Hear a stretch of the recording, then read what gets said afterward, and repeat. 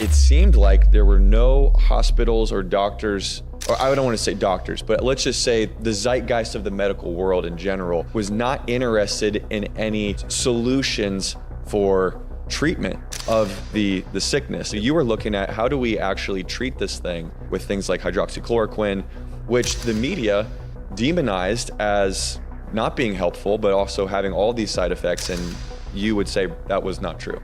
Well, it was actually even worse than this. Former President Trump said this could be a game changer. The most published microbiologist in the world, Didier Riault from France, said, listen, I'm testing this in the SARS-CoV-2 virus. It looks like it works. At that moment, it was crushed. The FDA said, do not use hydroxychloroquine. Rick Bright, who was on the other side of this, did everything he could to block hydroxychloroquine. The federal authorities in Australia seize it and they destroy hydroxychloroquine. They destroy it. It wasn't just an idea. We were making giant steps forward with hydroxychloroquine. It was safe and it was modestly effective, and it was crushed. Why do you think they crushed it? I think it was intentional in order to promote fear, suffering, hospitalization, death, to promote these things in order to prepare the population to accept only one option, and that was mass vaccination. And so they're putting all this fear, like you said, but then you have these very simple options. And so now we're taking those options from people, waiting until people are so sick that they're hospitalized, and then only giving them an option that isn't going to help them but could actually make the problem worse. It's December 10th, 2020. How did they know the products were safe and effective? We can make the human body stronger and more resilient. We can actually improve upon God's creation. It's the ultimate hubris of the arrogance of man expressed in medical science. It's the ultimate. The winners are the ones who didn't take it. People have had 1, 2, 3, or 4, or 5 doses of it. Every single dose, they get worse and worse and worse, and they get more recurrent infection. And if there's any spiritual encouragement that you could give our audience, I'd really appreciate it. Light over darkness. That's always the way. It's always a small number with eyes to see and ears to hear. I want you to speak to the person right now. They might have gotten this inoculation. You have created a protocol to actually help people detoxify from this situation. So if you could please just speak to that person right now about how they can get access to that. It's somewhere between 75 and 80% of Americans took this. That's insane. According to CDC, COVID states, we're trying to get an estimate on this, it's probably 95% of Australians. Oh my goodness. So those who have taken it, there's great concern. It's called McCullough Protocol base spike detoxification, and we have a risk stratification approach.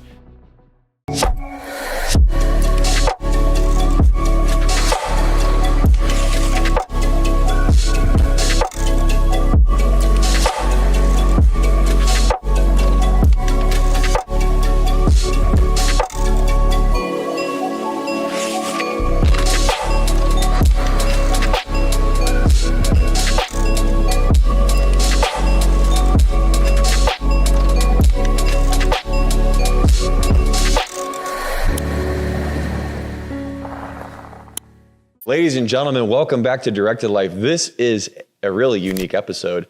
I get to be with Dr. Peter McCullough, and little do people know, because the documentary that we did together, The Time Is Now, we released it in 2021. This was when censorship was at an all-time high. Twitter did not yet belong to Elon Musk. So I actually scrubbed my name from the documentary as the director, but you and I, we actually met together. We did an interview with you for that documentary. And what we were really doing was trying to show the opposite narrative that the mainstream media wasn't showing us regarding all things pandemic. And so we are here, I guess, 3 years later, and so much has happened even over the past couple of weeks and months that I think I was in Dallas. I was like, hey, we have to get together and get a follow-up interview about what's been going on. But before we dive into that, you have to give the audience an understanding of your background, because you are one of the most decorated and learned doctors in your profession. And I think that's what makes your story and what happened to you really special for people to understand. So buckle up, because when he shares with you why he is worth listening to, it's a long list of credentials. So could you please share? Well, first, it's great to be back with you. Great to be on the program with the audience. I just came from seeing patients. And as you've pointed out, I'm late because patient care comes first. I'm a practicing internist and cardiologist. I have degrees from Baylor here in Texas, University of Texas Southwestern, University of Michigan, and Southern Methodist University. I am academically engaged, heart and kidney disease research my entire career. Until the pandemic, I turned my research and clinical focus towards SARS-CoV-2 infection, and later on, what's happened with the COVID-19 vaccines. I realized that the world needed scholarship, it needed clinical excellence, and the world needed guidance on how to navigate through all this. So I've amassed now over 700 peer-reviewed publications in the National Library of Medicine citations, 70 of which, 10% of which are on the pandemic and pandemic-related issues. I have given grand rounds at every major medical center in the United States. I've testified before the Senate on 3 occasions, led 2 of the major COVID-19 vaccine Senate hearings. I testified in the U.S. House of Representatives with the panels, European Parliament, and given, 200 public programs now where people come in person and we review what happened and what people need to do now.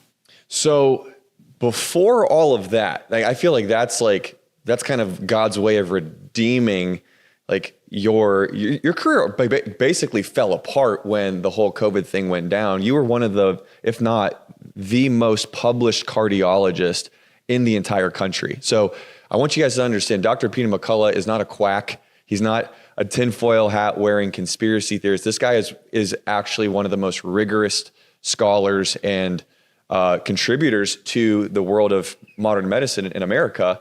Is that true or false, by the way? Yeah, I was the editor of Cardiorenal Medicine, which is an area that, in a sense, I helped develop heart and kidney disease, reviews in cardiovascular medicine. I published the textbook in Braunwald's textbook of cardiology, which is the Bible of cardiology. That's out of Harvard on this topic. I am now the editor-in-chief of Cardiovascular Innovation and Research, a new cardiovascular journal. And I've just dedicated my life to scholarship. I can tell you in my areas of inquiry, there's been big advances in vitro diagnostics, therapeutics, and with COVID-19, I've published McCullough Protocol, which is copyrighted in my name, the most widely used treatment approach to help people stay out of the hospital and avoid hospitalizations and deaths with acute COVID. I've now published and promulgated McCullough Protocol base spike detoxification. Again, the most widely used and successful approach for people to handle what's happened to their bodies after the vaccines. And my career has taken a turn, but I think the way to think about it, Kap, is that my career has entered a much more important phase now. I agree with that. Now the stakes are even higher. It's not incremental steps forward. Now they're big step forwards. And T.S. Kuhn wrote in The Structure of Scientific Revolutions, 1968, that medicine and science advances in this kind of inching phase. I was inching along, making important contributions in the field of heart and kidney disease. But then suddenly we hit an inflection point where, boom, there's a big unmet need and somebody fills it, and it was me. And that's when the arc of things for humanity changed greatly. And that's the term that was coined called paradigm shift. There was a paradigm shift in the way people are thinking about the virus, that it was unassailable. People just had to wait in misery until they're hospitalized and meet their fate. Paradigm shift, no, treat it early and knock it out early, prevent hospitalizations and deaths. And now with the vaccines, clearly lots of messaging there on safety of the vaccines, failure of theoretical efficacy, and what we need to do. So in many ways, my professional situation has changed, as many have. It's not just me, but far more important work. So can you share a little bit about how, did you get fired for the previous place that you were working? Are you free to talk about that? I am under 2 separation agreements. I think it's fair to say I was a professor of medicine, highly ranked at an academic medical center. We can't say which one? My contract was not renewed for no reason. My releases were for no stated reason. I negotiated settlement agreement, had a lawsuit that I successfully defended, and now I'm navigating other bodies because we are in an era of censorship and reprisal. If anybody stands in the way of this global narrative, they're going to be professionally damaged. So I'm reading between the lines, and I appreciate we want to protect the situation that you're in. But so let's just say coincidentally, serendipitously, you were let go. Meanwhile, what were you doing? What were you doing that you feel that, was oddly in line of the timing of you being released? I obtained research funding. I studied hydroxychloroquine with an FDA-approved investigational drug application in my name. I published some of the most widely referenced papers on pandemic issues. I testified in the U.S. Senate on 2 occasions. I became a frequent contributor on Fox News and Newsmax and Real America's Voice. I was on ABC News. I've been on many hundreds of different podcasts, a very prominent one with Joe Rogan. Yep, but also, also, you got Joe Rogan started down this pathway, got Tucker Carlson started down this pathway. And to this day, what I am known for is being accurate, citing the data, and then ultimately being correct on these big issues. So the hydroxychloroquine situation, was that kind of the beginning of this where, and what we're talking about, if you remember 4 years ago, pandemic sweeps the world. One of the things that I remember from our interview that was really stunning to me was that it seemed like there were no hospitals or doctors, or I don't want to say doctors, but let's just say the zeitgeist of the medical world in general was not interested in any solutions for treatment of the sickness. It was more like once you go to the hospital, that's when we'll put you on a ventilator or whatever, and remdesivir, all that sort of stuff. And so you were looking at how do we actually treat this thing with things like hydroxychloroquine, which the media demonized as not being helpful, but also having all these side effects. And you would say that was not true. Well, it was actually even worse than this. Okay. Where there were data from the first SARS pandemic saying, listen, hydroxychloroquine is going to have an antiviral effect. In fact, Anthony Fauci said that. Former President Trump said this could be a game changer. The most published microbiologist in the world, Didier Rialt from France, said, listen, I'm testing this in the SARS-CoV-2 virus. It looks like it works. And Henry Ford Hospital in Detroit did a 1,000+ patient study, and hydroxychloroquine reduced mortality in patients, particularly when treated early in Detroit, reduced mortality. And at that moment, after it had essentially assured us that we were good with hydroxychloroquine, at that moment it was crushed. The FDA said, do not use hydroxychloroquine. The Australian TGA said, do not use hydroxychloroquine. We had a U.S. stockpile of hydroxychloroquine. Peter Navarro in the White House wanted to release it. Peter reached out to me. Rick Bright, who was on the other side of this, did everything he could to block hydroxychloroquine. Rick Bright later on joins the Rockefeller Foundation, a vaccine promoter. Clive Palmer in Australia procures enough hydroxychloroquine to actually treat the entire country of Australia. The federal authorities in Australia seize it and they destroy hydroxychloroquine. They destroy it. We could have used it for malaria, rheumatoid arthritis, or another. So it's even worse than what people think. It wasn't just an idea. We were making giant steps forward with hydroxychloroquine. It was safe, and it was modestly effective, and it was crushed. Why do you think they crushed it? They crushed it for the same, that was in 2020. For the same reasons why in 2021, they crushed an even more successful drug, ivermectin.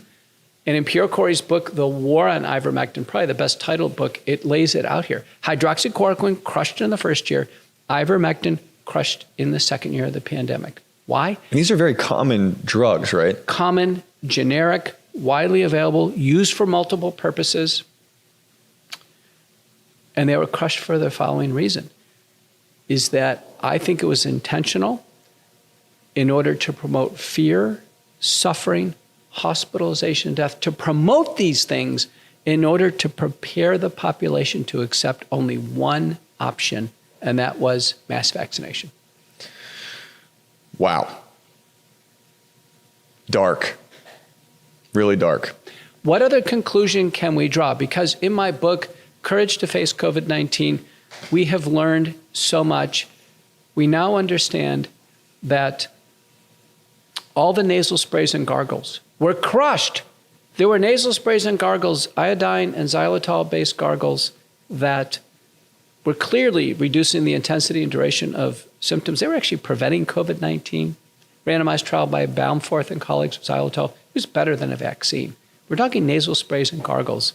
The Federal Trade Commission came out with a COVID misinformation policy and immediately sued every company that had a promising over-the-counter approach for COVID-19. Nasal sprays, nutraceuticals and supplements, prominently vitamin D. Eric Naputi hit with a giant federal case against him for vitamin D.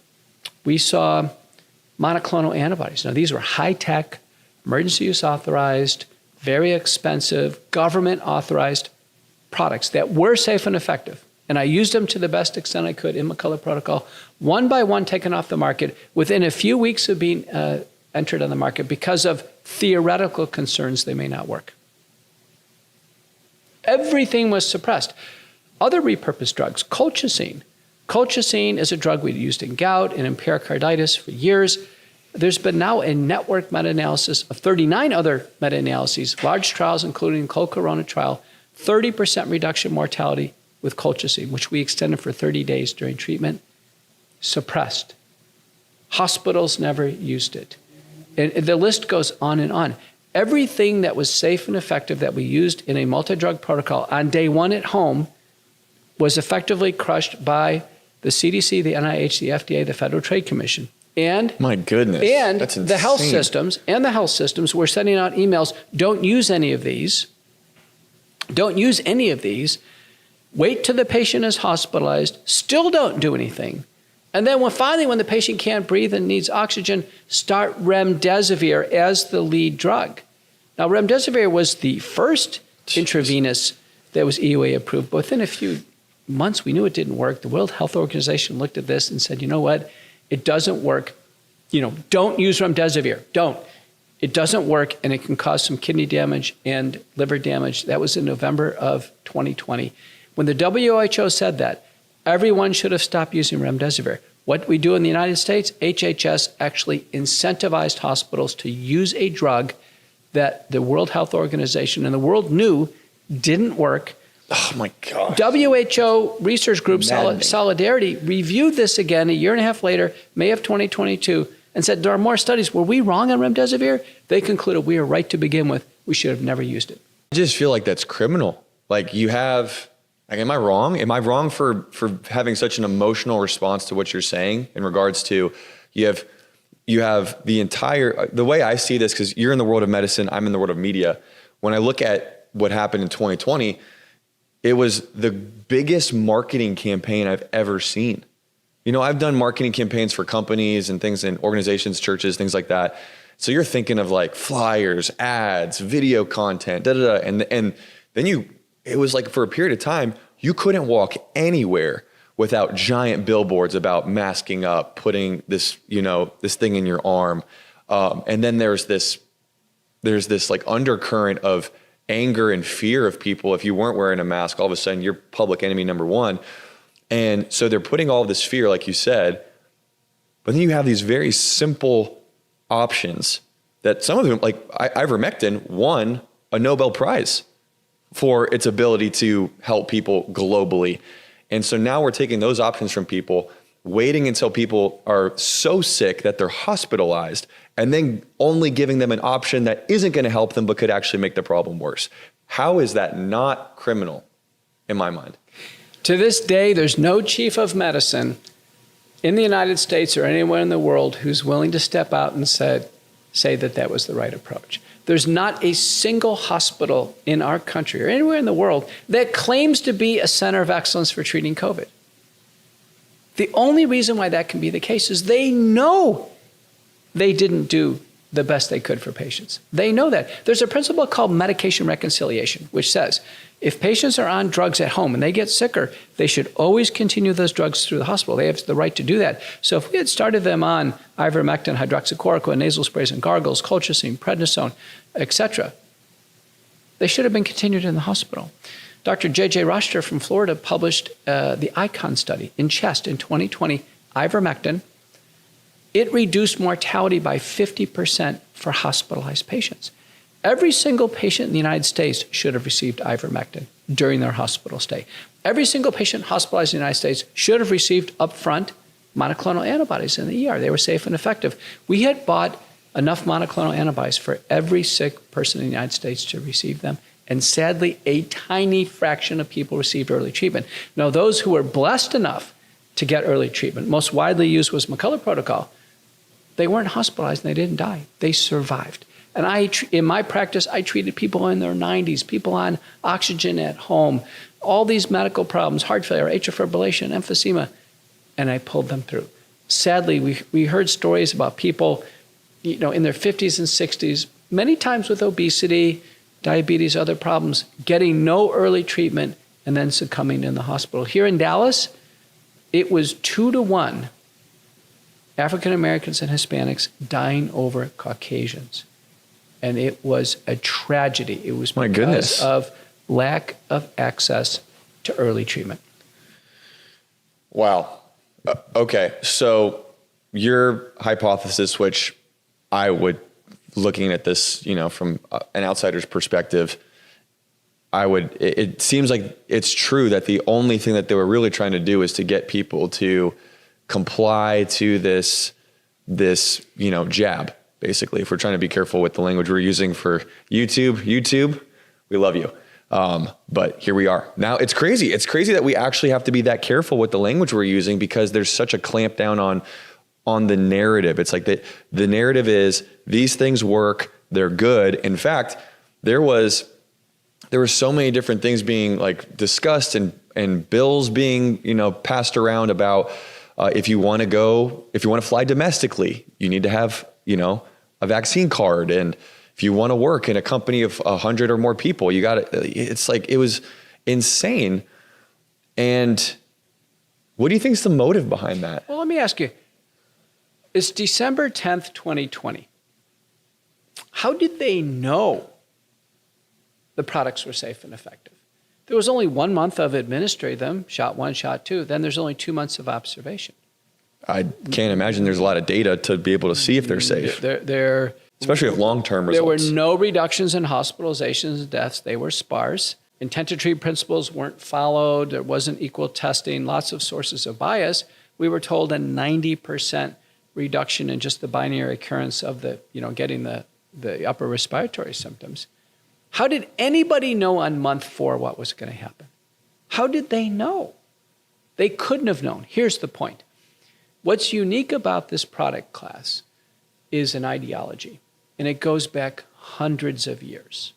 And it starts out with smallpox and then rabies and measles and polio. And it goes like this. It says, listen, human beings are frail, vulnerable to infectious disease threats, and through the brilliance of mankind, through this form of science, we can make the human body stronger and more resilient. We can actually improve upon God's creation. It's the ultimate hubris of the arrogance of man expressed in medical science. It's the ultimate. And this has gone on for 300 and 400 years, and it is a religion. It's not questioned. In medical school, you're simply told, listen, here's the schedule, give it, don't review any studies, don't review any safety information. As safety issues have come up over history with smallpox, and particularly with polio and the cellular pertussis vaccines, No, there's no discussion. In fact, the manufacturers are immune from liability. If there's problems, sorry. And so this ideology says, listen, these aren't perfect products, but we believe in them like a religion in medical science. We're talking doctors, nurses, public health officials, like religion. They're not perfect, but in order for this to work, everybody must take them. And if some individuals are harmed or sadly lose their lives, sorry, they have to take it for the betterment of humanity. That is how this religion goes. And anybody who questions this religion is out, is out. And it's very important. So if I was to walk into a medical grand rounds and say, listen, I'm concerned about product safety here. If people were pleasant to me, they'd say, listen, we don't want to talk about it. If they were a little less present, they say, get out. It's no different than me going into a mosque and saying things that are anti-Islamic. I'd be shown the door. These products are taken as religion. So that's what's going on here. It's taken as religion, and now you pour massive financial incentivization on deeply held religious beliefs, and it's like pouring gasoline on a fire. So the people that are bought into this religion, interesting phrasing, I think we'll probably circle back to that towards the end of the episode here, but there's the part of the narrative of this religion is that this is for the common good, and that this is even for your good. That this, what's interesting though is the narrative began with, this is to protect grandma, this is to protect yourself. Over time though, the narrative started to shift to, oh, this actually doesn't help you from catching it, but it does help you from spreading it. And then that evolved into, well, it doesn't help you from catching it or from spreading it, and that's kind of where it left off. And then it was like, but then still get the boost, and then get the third boost and the fourth boost. And without any end in sight.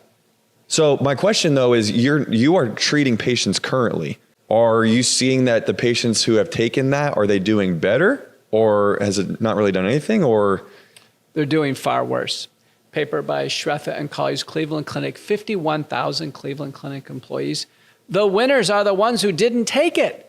People have had 1, 2, 3, or 4 or 5 doses of it. Every single dose, they get worse and worse and worse, and they get more recurrent infection.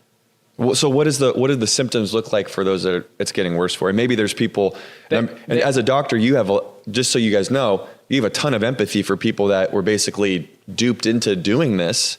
And so there's no shame.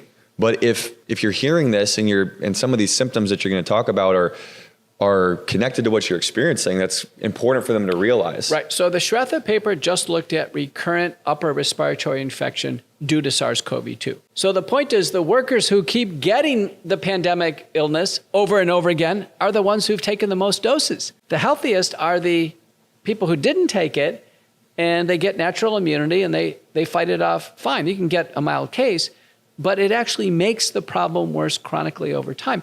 We have examples now with President Biden. He's taken 6 of them. He's had the recurrent infection over. That's what I was actually thinking. I was like, because they keep on putting out on Twitter every time he catches it, and I thought, I actually tweeted it back, and I said, it's interesting that you have publicly shared how you have gotten COVID as many times as you've gotten the boost. Yeah, basically. And there's never been an illness where you get it, then you take an inoculation, then you get it again, you take another. It becomes this endless cycle. Now, it's bad enough that essentially the products don't work, essentially. And, our CDC director came out August 8th of 2021, and said, announcement, they don't stop spread of the infection. There was overwhelming evidence they didn't stop spread of infection. So someone who just took it gets the illness and just spreads it to their grandmother. That was happening wide open.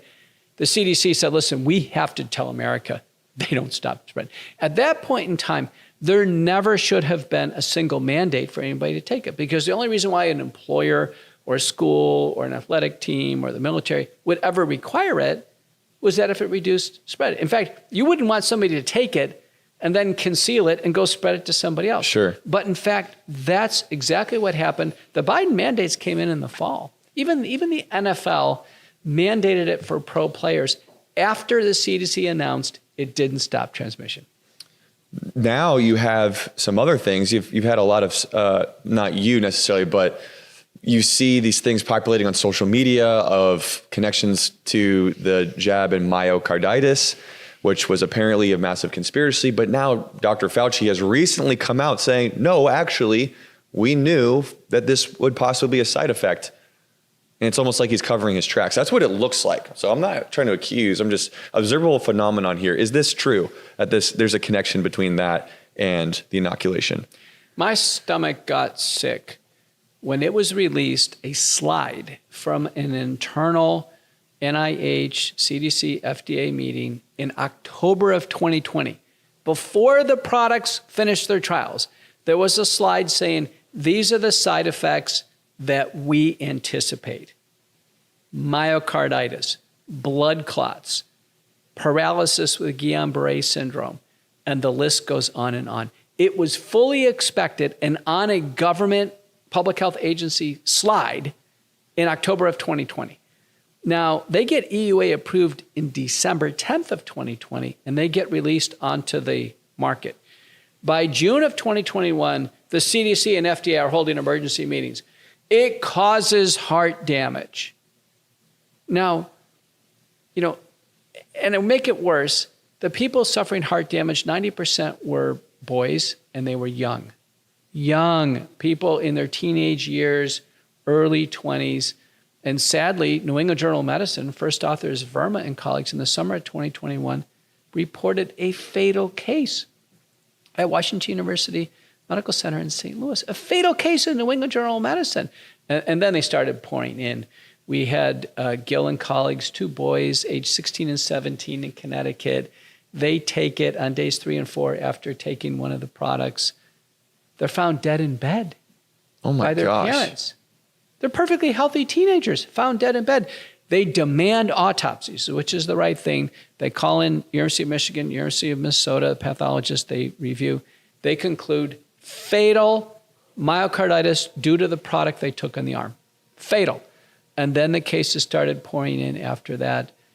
And to this day, it's still not on the consent form that this product, when you take it in the arm, can cause fatal myocarditis. So you have one thing that I want to credit you with, because, and I don't say this to flatter you, I really genuinely mean this. I really believe that God has raised you up with your background, the education, the experience for such a time as this, to blow the whistle on what's happening and to also give people a solution. So there's a couple things I want to do. Number one, I want you to speak to the person right now who they might have gotten this inoculation. Maybe the symptoms are mild right now, or maybe they could appear later, and they're kind of panicking. You have created a protocol to actually help people detoxify from this situation. So if you could please just speak to that person right now about how they can get access to that. It's somewhere between 75 and 80% of Americans took this. That's insane. According to CDC, COVID states, we're trying to get an estimate on this. It's probably 95% of Australians. Oh my goodness. To give you an idea. I didn't take it. You didn't take it. I'm a highly accomplished doctor. It was never safe to take. Never safe to take. I published an op-ed in The Hill in August of 2020, the great gamble of doing this. It's the only public figure in the world who called out a concern before they came forward. Only one in the world. You're talking to them right now. So those who have taken it, there's great concern. I've published with Nicholas Holscher, who's a fellow at McCullough Foundation. It's one of 70 or so papers that we have on this. It's called McCullough Protocol Base Spike Detoxification, and we have a risk stratification approach. We start with patients. The first thing we do is we characterize how many times they've had the infection, how many different doses they had in the arm, and when did they take them. The more dangerous ones were given in 2021. I want people to know that. They did become safer in 2022 and 2023. The dangerous ones were in 2021. But we characterize all that, and then we measure a blood test. We measure the antibodies against the spike protein. The products make the spike protein in the body, probably for a potentially unlimited time period and an unlimited quantity. This is the great concern. Once they're injected into the body, there appears to be no way to shut them off, and we're greatly concerned about this. The protocol involves the combined use of 3 natural products that can be used over the counter that we have found in preclinical studies and the available randomized trials is the best application to get this spike protein out of the body. And they are nattokinase, derived from the fermentation of soy, bromelain, derived from pineapples and pineapple stems, and curcumin, derived from turmeric. In combination, other things can be added, but it's McCullough Protocol-based spike detoxification. The doses are natto, 2,000 units twice a day, bromelain, 500 milligrams a day, curcumin, 500 twice a day, and we can double or quadruple these. And so we are widely using this. I've used it now for 2 years. I've watched people steadily improve. The best available vignettes give us guidance. I've held conference calls worldwide. What are other doctors seeing? And you know what? I copyrighted it so people could locate it. They were trying to figure, what are you talking about? McCullough Protocol, so they know. So it's copyrighted my name. But it's the ultimate accountability as well. Because if this doesn't work, believe me, I would hear about this. People would be all over me on social media. And yet what I get is a constant flood of thank yous. I'm finally better. I'm finally turning the corner. It can take a year or more of doing this. But all the symptoms, the ear ringing, the numbness and tingling, the heart pounding up and down, this vague chest pain, we see blood clots resolving. Now, we use blood thinners on top of this, but we see it resolving. We do add prescription drugs, colchicine for the myocarditis and pleuropericardial symptoms. We actually use a nicotine patch to try to block the spike protein for the neurologic features. Ivermectin for some of the cutaneous and craniofacial syndromes, hyperbaric oxygen. We use multiple things in combination, but we are getting people better after the vaccine and taking that risk away that was conferred to them when they took the shot. So we're wrapping up now. We don't have a ton of time. We will put a link for all of that information. And by the way, guys, he's given this away generously to help people. So we'll put the link for that information in the description of this episode. But if you could, in 60 seconds or so, you're clearly a man of faith. I admire your spiritual connection, your way to look at what's happening here spiritually. And for me, when I see what's happening, as a follower of Jesus myself and as a pastor, I think one of the things that Jesus teaches us when he was dying on the cross was, Father, forgive them. They don't know what they're doing. And in the midst of this, I look at what's happening, and frankly, I don't know what else to call it besides evil, if not just completely incompetent. But it seems too coordinated just to be incompetent. I look at what's happening in the world, and to me, it's clearer than ever before that there is a spiritual battle between good and evil happening. This is not a battle of preferences or political parties. It's two spiritual forces at war with each other. But I'm encouraged that the force for good is going to win. That if you're on God's side, you're on the winning team. And if there's any, spiritual encouragement that you could give our audience, I'd really appreciate it. Light over darkness. That's always the way. It's always a small number with eyes to see and ears to hear. It's always a ministry of having others take the scales off their eyes. It's always the case. It is biblical. There's no doubt about it. What we are seeing is biblical. We are in an epic fight of good and evil. And I've traveled all over the world, and I've talked to Hindus and Muslims. They believe they're seeing a battle of good and evil in their context of their faith. And the same thing with Confucianists and those Jewish others. They see this. People are really wondering, what are we watching? Are we watching a form of a plague? Are we watching the end of time? Are we cast as characters? I encourage everyone to ask themselves, what is their role right now in this time of great controversy? Because I do think all of us have been cast a role, and we are being looked upon to do our part to compassionately help others through this difficult time. Beautiful. Dr. Peter McCullough, thank you so much for joining us. Thank you.